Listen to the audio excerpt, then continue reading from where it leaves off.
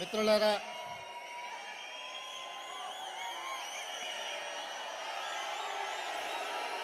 మీ ఉత్సాహం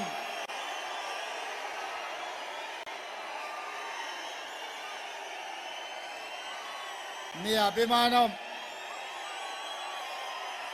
ఈరోజు క్రీడా ప్రాంగణంలో మీరు చూపిస్తున్న ఆదరణ డిసెంబర్ 7, 2023 నాడు ఇదే ఎల్బీ స్టేడియంలో వేలాది మంది తెలంగాణ విద్యార్థులు, నిరుద్యోగులు,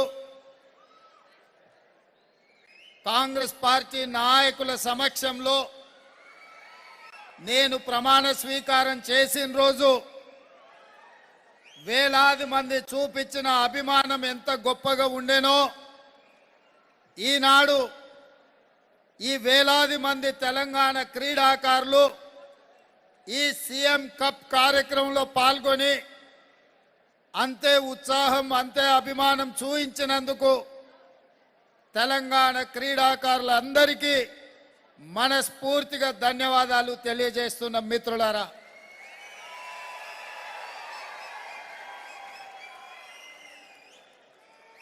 ఈరోజు ఈ కార్యక్రమం తెలంగాణ స్పోర్ట్స్ అథారిటీ నుంచి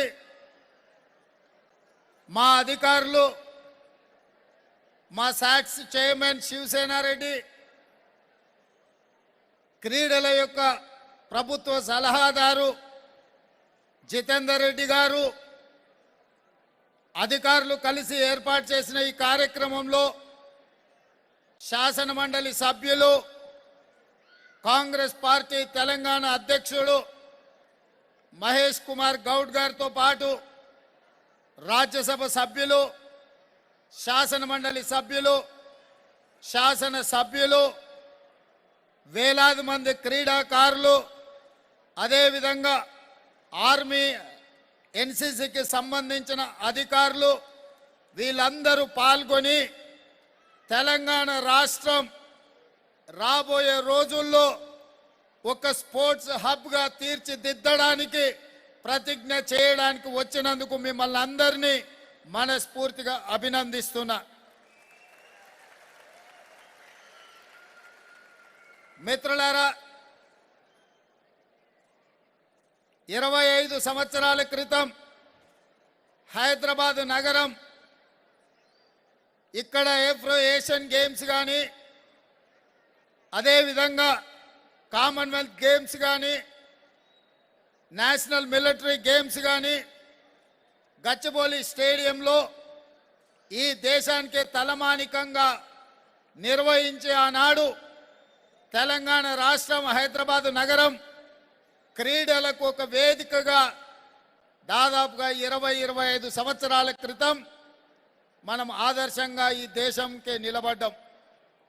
కానీ తెలంగాణ రాష్ట్రం వచ్చిన గత 10 సంవత్సరాలలో తెలంగాణ రాష్ట్రంలో క్రీడలను నిర్లక్ష్యం చేయడం వల్ల హైదరాబాద్ నగరం క్రీడలకు వేదిక కావలసింది. ఈ మధ్యకాలంలో మనం చూస్తుంటే వ్యసనాలకు యువత బానిసలు అవుతున్నారు, లేదా గంజాయి డ్రగ్స్కి యువత బానిసలు అవుతున్నారని పత్రికలలో, టీవీలలో వార్తలు వస్తున్నప్పుడు ఇది బాధతో మమ్మల్ని కలిసివేసే సందర్భం. అందుకే మళ్ళీ తిరిగి తెలంగాణ రాష్ట్రాన్ని, హైదరాబాద్ నగరాన్ని ప్రపంచంలోనే క్రీడలకు ఒక వేదిక అంటే హైదరాబాద్ నగరం అని తీర్చిదిద్దాలన్న ఆలోచనతోటి ఈరోజు ఈ సీఎం కప్ ప్రారంభోత్సవమే కాదు, గత కొన్ని రోజుల క్రితం ట్రై నేషనల్ ఫుట్బాల్ కప్ ఛాంపియన్ని కూడా హైదరాబాద్ నగరంలో ఎల్బీ స్టేడియంలో నిర్వహించడం జరిగింది. ఇదే కాదు, తెలంగాణ రాష్ట్రం నుంచి రాణించిన నాకు చాలా సంతోషాన్ని ఇచ్చిన సందర్భం, నిఖత్ జరీన్ ఒక మారుమూల ప్రాంతం నుంచి, ఆర్థికంగా అత్యంత వెనుకబాటు నుంచి ఒక కట్టుబాట్లను దాటి ఒక క్రీడాకారునిగా బాక్సింగ్లో ఇండియాకే ఒక గొప్ప తలమానికంగా మారితే నిఖత్ జరీన్కి ఈరోజు నిబంధనలను సవరించి పోలీస్ డిపార్ట్మెంట్లో ఒక డిఎస్పి ఉద్యోగం ఇచ్చి ఈరోజు నిఖత్ జరీన్ ఒక క్రీడాకారిని మీకందరికి ఆదర్శంగా నిలబడడానికి తన డ్రెస్లో వచ్చి సల్యూట్ చేస్తే తెలంగాణ రాష్ట్రంలో క్రీడలలో రాణిస్తే ఏ విధంగా తెలంగాణ రాష్ట్రం ఉండబోతుందో ఇదొక ఉదాహరణ.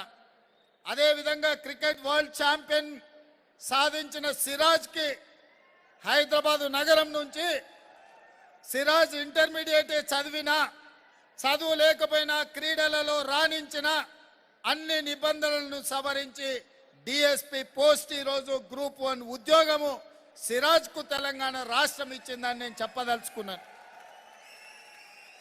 ఇదే కాదు, ఆర్థికంగా కూడా వాళ్ళని ఆదుకునే ప్రయత్నం చేసినాం. వాళ్ళ తల్లిదండ్రులు పేదరికాన్ని పక్కన పెట్టి తమ పిల్లల్ని ప్రోత్సహించడం వల్ల ఈరోజు సిరాజ్ అయినా నిఖత్ జరీన్ అయినా ఒకనాడు పివి సింధు అయినా మహమ్మద్ అజారుద్దీన్ అయినా హైదరాబాద్ నగరానికే కాదు ఈ దేశానికే పేరు ప్రతిష్టలు తీసుకొచ్చి పెట్టిన క్రీడాకారులు. ఇవాళ ఫుట్బాల్కి సంబంధించి ఈ మధ్యలో మైదాన్ సినిమా చూసి ఉండొచ్చు ఈ తరం వాళ్ళు. మొదటి తరంలో ఫుట్బాల్ కోచ్గా రహీం సార్ రాణించి ఈ దేశానికి మెడల్ సాధించి పెట్టిన కోచ్ రహీం సార్ హైదరాబాద్ నగరానికి సంబంధించిన వాడంటే అది నిజంగా మనకు గర్వకారణం. కానీ చరిత్రలో కాలగర్భంలో గొప్ప గొప్ప క్రీడాకారుల పేర్లు మనం మర్చిపోతున్నాము. వాళ్ళను వాళ్ళ కుటుంబాలను ఆదుకోవాల్సిన బాధ్యత తెలంగాణ రాష్ట్ర ప్రభుత్వం మీద ఉన్నది అని చెప్పి నేను సంపూర్ణంగా విశ్వసిస్తున్నా.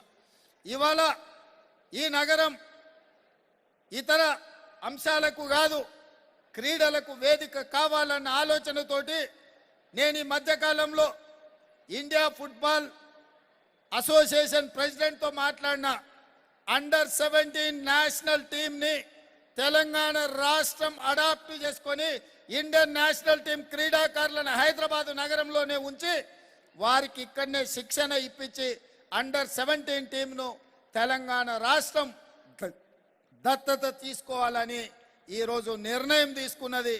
ఎందుకంటే తెలంగాణ రాష్ట్రంలో క్రీడలను ప్రోత్సహించాలన్న ఆలోచన మా ప్రభుత్వానికి. అదేవిధంగా మాలోత్ పూర్ణిమ ఎవరెస్ట్ శిఖరాన్ని ఎక్కింది మన తెలంగాణ ప్రాంతానికి సంబంధించిన బిడ్డ. గ్రామీణ ప్రాంతాలు ఇవాళ మట్టిలో మాణిక్యాలను వెలికి తీయాలి. గ్రామాలలో ఉన్న క్రీడాకారులకు పదును పెట్టాలి. ఆ క్రీడాకారులు రాణించి ఖచ్చితంగా అంతర్జాతీయ స్థాయిలో వాళ్ళు గోల్డ్ మెడల్స్ తీసుకురావాలనేదే మన ఆలోచన. ఈ మధ్యలోనే ఒలింపిక్ గేమ్స్ జరిగినాయి. ఒలింపిక్స్లో ఈ దేశం యొక్క పరిస్థితి మనందరం చూసినాం. 140 కోట్ల జనాభా ఉన్న మనం ఈరోజు ఎక్కడ ఉన్నామో ఒలింపిక్స్లో ఒక్కసారి ఈ దేశం యొక్క యువత, తెలంగాణ యువత ఆలోచన చేయాలి. నేను పోయిన నెలలో సౌత్ కొరియా విజిట్ చేసిన. సౌత్ కొరియా జనాభా నాకు తెలిసి 4.5 కోట్లు.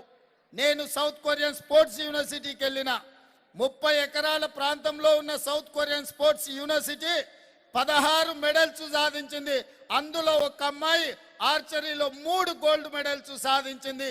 సౌత్ కొరియన్స్ ఒలింపిక్స్ లో 32 మెడల్స్ సాధిస్తే 30 ఎకరాలలో ఉన్న స్పోర్ట్స్ యూనివర్సిటీ 16 మెడల్స్ సాధించింది. అంటే వాళ్ళలో ఉన్నది మనలో లేనిది పట్టుదల ఒక్కటే, ప్రయత్న లోపమే అని చెప్పి నేను ఈ సందర్భంగా చెప్పక తప్పదు. అందుకే ఈరోజు తెలంగాణ రాష్ట్రం క్రీడలకు ప్రాధాన్యత ఇవ్వాలని, తెలంగాణలో క్రీడల్ని ప్రోత్సహించాలన్న ఆలోచనతోటి యంగ్ ఇండియా స్పోర్ట్స్ యూనివర్సిటీని తెలంగాణ రాష్ట్రంలో ప్రారంభించాలని ఈరోజు మన రాష్ట్ర ప్రభుత్వం నిర్ణయం తీసుకున్నది. స్పోర్ట్స్ యూనివర్సిటీ సర్టిఫికెట్లు ఇవ్వడమే కాకుండా యంగ్ ఇండియా కోచింగ్ సెంటర్స్ని కూడా మనం ఇక్కడ అకాడమీని ప్రారంభించాలి. అకాడమీ ఉన్నప్పుడే దేశ స్థాయిలో ఉన్న క్రీడాకారులకు శిక్షణ ఇవ్వడానికి అవకాశం ఉంటుంది. దేశంలో ఉండే క్రీడాకారులకు శిక్షణ ఇవ్వడానికి సౌత్ కొరియన్ స్పోర్ట్స్ యూనివర్సిటీలతో మాట్లాడిన నేను వాళ్ళ కోచ్లను ఇక్కడ మన దేశానికి మన రాష్ట్రానికి పంపించి ఇక్కడి క్రీడాకారులకు శిక్షణ ఇవ్వడానికి కూడా ప్రాథమికంగా వాళ్ళతో చర్చించడం జరిగింది. రాబోయే రోజుల్లో తప్పకుండా తెలంగాణ రాష్ట్రంలో యంగ్ ఇండియా స్పోర్ట్స్ యూనివర్సిటీతో పాటు యంగ్ ఇండియా అకాడమీని మొదలుపెట్టి క్రీడాకారులకు అందరికీ కూడా శిక్షణ ఇవ్వడానికి తెలంగాణ రాష్ట్రాన్ని ఒక వేదికగా మార్చాలి అని చెప్పి ఈరోజు రాష్ట్ర ప్రభుత్వం నిర్ణయం తీసుకున్నది. ఇవాళ నిఖత్ జరీన్కి చదువుకుంటేనే కాదు క్రీడలలో రాణిస్తే కూడా గ్రూప్ 1 పోస్ట్ వస్తుందని యువతకు ఆదర్శంగా ఉండడానికి అవకాశాలు కల్పించినాం. ఇవాళ ఎన్సిసి స్టూడెంట్స్ కూడా ఒక అద్భుతమైన వాళ్ళు పరేడ్ చేసి ఈరోజు వాళ్ళు కూడా రాణిస్తున్న ఎన్సిసిలో చేరితే కూడా ఎన్సిసిలో సర్టిఫికెట్ ఉంటే అడ్మిషన్స్లో కాలేజీ సీట్లలో రిజర్వేషన్ ఉండడమే కాకుండా ఉద్యోగాలలో కూడా ఎన్సిసికి సపరేట్ కోటా ఉన్నది, స్పోర్ట్స్కి సపరేట్ కోటా ఉన్నది. అందుకే తెలంగాణ విద్యార్థులకు నా సూచన ఒక్కటే, క్రీడా మైదానాలు ఒక గురుద్వారానో ఒక మసీదో ఒక మందిరమో ఒక చర్చో ఎవరికి వాళ్ళు రకరకాలుగా వెళ్తారు, కానీ అందరూ కలిసేది క్రీడా మైదానంలోనే. మతాలకు అతీతంగా దేశం యొక్క ప్రతిష్టను పెంపొందించడానికి క్రీడా మైదానం ఒక్కటే. ఆ క్రీడా మైదానంలో క్రీడాకారులు ఉండాలి, క్రీడాకారులు క్రీడలలో రాణించాలి అనేది మా విధానం. ఈరోజు జితేందర్ రెడ్డి గారు నాకు చెప్తున్నారు ఎల్బీ స్టేడియంని ఫుట్బాల్ గ్రౌండ్ లాగా మనం తీర్చిదిద్దుదామని. లాస్ట్ టైమే నేను గచ్చిబౌలిలో ఉండే స్టేడియంను దాదాపుగా 20 కోట్లు ఖర్చు పెట్టి ఆధునీకరించి ట్రై నేషనల్ ఫుట్బాల్ గేమ్స్ అక్కడ మనం ఆర్గనైజ్ చేయడం జరిగింది. తొందరలోనే ఎల్బీ స్టేడియం కూడా అద్భుతమైన స్టేడియంగా తీర్చిదిద్ది పేద క్రీడాకారులకు నగరంలో ఉండే క్రీడాకారులకు అందుబాటులోకి తీసుకురావాలని ఈరోజు రాష్ట్ర ప్రభుత్వం భావిస్తున్నది. యువ మిత్రులారా, వ్యసనాల వైపు వెళ్ళకండి. వ్యసనాలు జీవితంలో మిమ్మల్ని ఏ తీరానికి చేర్చవు. మీ తల్లిదండ్రులకు దుఃఖం తప్ప, మీ కుటుంబానికి కష్టాలు తప్ప ఇతర ఏమీ సాధించలేరు. కానీ అదే క్రీడల వైపు మీరు రాణిస్తే మీ జీవితంలో గొప్ప వ్యక్తులుగా రాణించడమే కాదు, మీ కుటుంబానికి గుర్తింపు గౌరవాన్ని తేవడమే కాదు, దేశ ప్రతిష్టను ప్రపంచంలోనే పెంపొందించే క్రీడాకారులుగా మీరు రాణించడానికి అవకాశం ఉంటుంది. ఇదే కాదు, ఉద్యోగ ఉపాధి అవకాశాలలో క్రికెట్లో రాణించిన వాళ్ళకు అడ్వర్టైజ్మెంట్స్లో పాల్గొంటే వాళ్ళ రెవెన్యూ ఎంతుందో మీరు ఒక్కసారి ఆలోచన చేయండి. ఏ బిగ్ ఇండస్ట్రియలిస్ట్ కూడా సంపాదించనంత ఈరోజు క్రీడాకారులు ఆర్థికంగా ఎదుగుతున్నారు అంటే వాళ్ళ కఠోరమైన శ్రమ, వాళ్ళ దీక్ష, వాళ్ళ పట్టుదల. అందుకే ఈరోజు క్రీడాకారులు రాణిస్తున్నారు. మన నగరం, మీరందరూ ఇక్కడికి వచ్చిన వేలాది మంది క్రీడాకారులను నేను ఒక్కటే కోరుతున్నా, ఈ ఒలింపిక్స్లో మనం సాధించలేకపోయినాం. 2028లో భారతదేశం తరఫున తెలంగాణ రాష్ట్రం మీరే ఒలింపిక్స్లో మెడల్స్, గోల్డ్ మెడల్స్ సాధించే ప్రతిజ్ఞ మీరు ఈరోజు చేయండి. మీకు కావాల్సిన శిక్షణ, మీకు కావాల్సిన ప్రోత్సాహం ఇచ్చే బాధ్యత రాష్ట్ర ప్రభుత్వం తీసుకుంటుంది. మీరు ఫోకస్డ్గా పనిచేయండి. ఈరోజు నేను కూడా ఒక గ్రామీణ ప్రాంతాన్ని నుంచి వ్యవసాయ కుటుంబం నుంచి వచ్చిన 2006లో మొట్టమొదటిసారి జిల్లా పరిషత్ మెంబర్గా ఇండిపెండెంట్గా గెలిచిన, 2007 జూన్లో ఎమ్మెల్సీగా గెలిచిన ఇండిపెండెంట్గా, 2009 జూన్లో ఎమ్మెల్యేగా గెలిచిన, 2014 జూన్లో మళ్ళీ ఎమ్మెల్యేగా గెలిచిన, 2018 డిసెంబర్లో ఎమ్మెల్యేగా ఓడిపోయినా అని నిరాశ చెందలేదు. ఓడిపోయినంత మాత్రాన పడిపోము. 2019 జూన్లో మళ్ళీ దేశానికే పెద్ద పార్లమెంట్, నరేంద్ర మోడీ, అమిత్ షా పార్లమెంట్ కలిపితే ఎన్ని ఓట్లు ఉంటాయో అంతకంటే అత్యధికంగా ఓట్లున్న మల్కాజ్గిరి నుంచి పార్లమెంట్ సభ్యుడిగా 2019 జూన్లో గెలిచిన, 2023 డిసెంబర్లో 2018 డిసెంబర్లో ఎన్నికల్లో ఓడిపోతే 2023 డిసెంబర్లో తెలంగాణ రాష్ట్రానికి నేను ముఖ్యమంత్రినైనా. నేనెప్పుడు మంత్రి పదవి చేయలే, కానీ లక్ష్యం పెట్టుకున్నా. అయిన రోజు తెలంగాణ రాష్ట్రానికి ముఖ్యమంత్రి కావాలి అని, తెలంగాణ రాష్ట్రం వస్తుంది, వచ్చిన రాష్ట్రానికి నేను ముఖ్యమంత్రి కావాలి అని ఒక లక్ష్యం పెట్టుకున్నా. ఆ లక్ష్యం కోసం కష్టపడ్డాం. నేను ఎందుకు నా అనుభవాలు మీతో పంచుకుంటున్నా అంటే, మొదలుపెట్టిన రోజు మనకేమీ కనిపించదు, ఎవరు సహకరించరు. కానీ కాలక్రమేణా మనం చేసే కష్టం, మన ప్రయత్నం మనకు మిత్రులని, సహచరులని, సహకరించే వాళ్ళను చేకూరుస్తుంది. మీ అందరికీ నా సూచన ఒక్కటే, నిఖత్ జరీన్ కూడా ఒక మిడిల్ క్లాస్ ఫ్యామిలీ నుంచి వచ్చిన అమ్మాయి, వాళ్ళ తల్లిదండ్రులు రూపాయి కూడబెట్టి ఆ అమ్మాయిని మద్దతు ఇస్తే బాక్సింగ్లో ఈ దేశ ప్రతిష్టనే నిలబెట్టింది. నరేంద్ర మోడీ ఈ దేశానికి ప్రధానమంత్రి అయిందంటే ఆయన కూడా వాళ్ళ తాతలు ముత్తాతలు చేస్తే కాలేదు. ఈరోజు మనం కష్టపడితే, లక్ష్యాన్ని పెట్టుకొని పనిచేస్తే, ఆ దిశగా మనం కృషి చేస్తే సాధించలేనిది లేదు.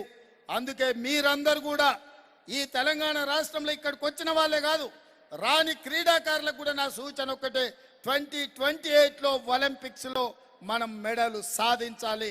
ఆ మెడల్స్ కోసం మీరు కష్టపడండి. మీ కష్టానికి సహకరించే బాధ్యత రాష్ట్ర ప్రభుత్వం తీసుకుంటుంది. రాష్ట్ర ప్రభుత్వం వైపు నుంచి క్రీడాకారులకు సంపూర్ణ సహకారం ఉంటుంది, ప్రోత్సాహం ఉంటుంది. రాణించండి, కష్టపడండి, ఒలింపిక్స్లో మెడల్స్ సాధించండి అని మీ అందరికీ విజ్ఞప్తి చేస్తూ మీ దగ్గర సెలవు తీసుకుంటున్న మిత్రులారా.